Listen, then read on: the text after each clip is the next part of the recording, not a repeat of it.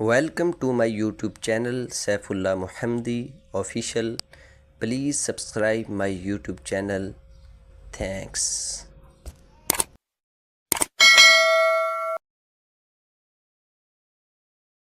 السلام علیکم ورحمۃ اللہ وبرکاتہ۔ معزز سامعین و ناظرین، امید ہے آپ خیر و عافیت سے ہوں گے۔ اللہ تعالیٰ کی توفیق و رحمت سے جس طرح اس چینل کے تھرو آپ پہلے بڑی کمال کی ویڈیوز دیکھتے آ رہے ہیں، آج بھی ایک بڑی زبردست اور یونیک ویڈیو کے ساتھ آپ کے سامنے حاضر ہوا ہوں۔ آج کی ویڈیو کے اندر میں تہجد پڑھنے کے 5 طریقے آپ کے سامنے بیان کروں گا۔ اس سے پہلے کہ ہم ویڈیو کی طرف جائیں، اگر آپ میرے اس چینل پہ نئے ہیں تو نیچے سبسکرائب کے بٹن کو ضرور دبا دیں تاکہ ہماری ہر آنے والی نئی ویڈیو کا نوٹیفیکیشن آپ تک بآسانی پہنچ سکے۔ بہت شکریہ۔ تو چلتے ہیں ویڈیو کی طرف۔ تہجد پڑھنے کا پہلا طریقہ، سب سے پہلے جب آپ نے اپنے سونے کے لیے بستر پہ آنا ہے تو آپ وضو کر لیں۔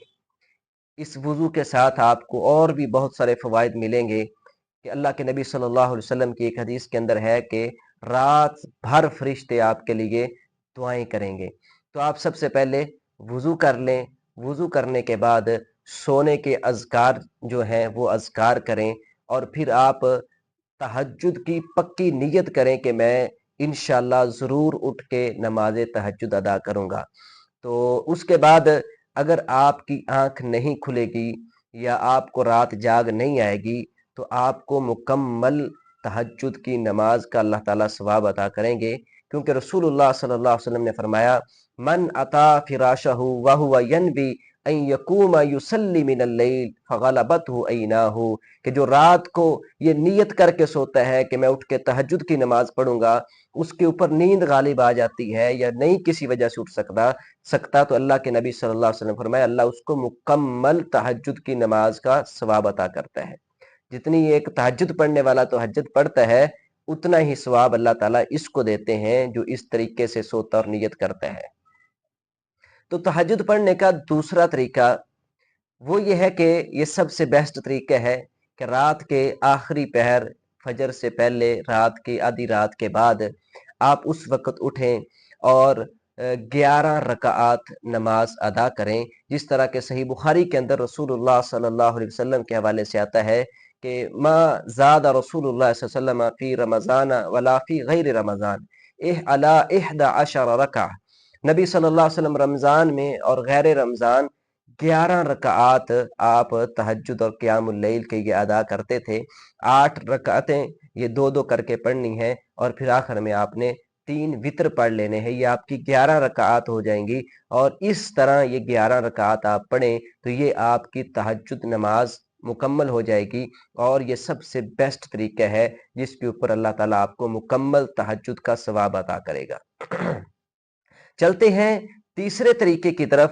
تو تہجد کی نماز پڑھنے کا تیسرا طریقہ یہ ہے کہ اگر آپ کو پچھلی رات کے اندر اٹھنا مشکل ہے، آپ نہیں اٹھ سکتے یا کوئی اور وجہ ہے، تو آپ عشاء کی نماز پڑھیں۔ عشاء کی نماز پڑھنے کے فوراً بعد آپ نے جتنی رکعات تہجد کی پڑھنی ہے اتنی رکعات یعنی 11 رکعات آپ عشاء کے فوراً بعد ادا کر لیں، اور ساتھ وتر بھی آپ پڑھ لیں، تو انشاءاللہ آپ کو مکمل تہجد کا یہ ثواب ملے گا اور یہ آپ کی تہجد ہی کنسیڈر کی جائے گی۔ تو چلتے ہیں تو چوتھے طریقے کی طرف۔ چوتھا طریقہ رسول اللہ صلی اللہ علیہ وسلم سے یہ بھی ثابت ہے کہ آپ رات کو تہجد کی نیت کر کے سوئیں کہ میں اٹھ کے تہجد ضرور پڑھوں گا، لیکن آپ کو کسی تکلیف کی وجہ سے، کسی نیند کی وجہ سے یا کسی بھی وجہ سے رات کو جاگ نہیں آتی، تو آپ کی آنکھ کھلتی ہے تو فجر کی اذان ہو رہی ہے، آپ فجر کی نماز ادا کریں۔ فجر کی نماز ادا کرنے کے بعد جب پھر سورج نکلے، سورج نکلنے کے سے لے کر بعض نے ظہر تک اور بعض نے سارا دن یا ظہر تک آپ اتنی رکعات ادا کریں جتنی آپ نے تہجد میں پڑھنی ہے یا جتنی آپ تہجد میں پڑھتے ہیں۔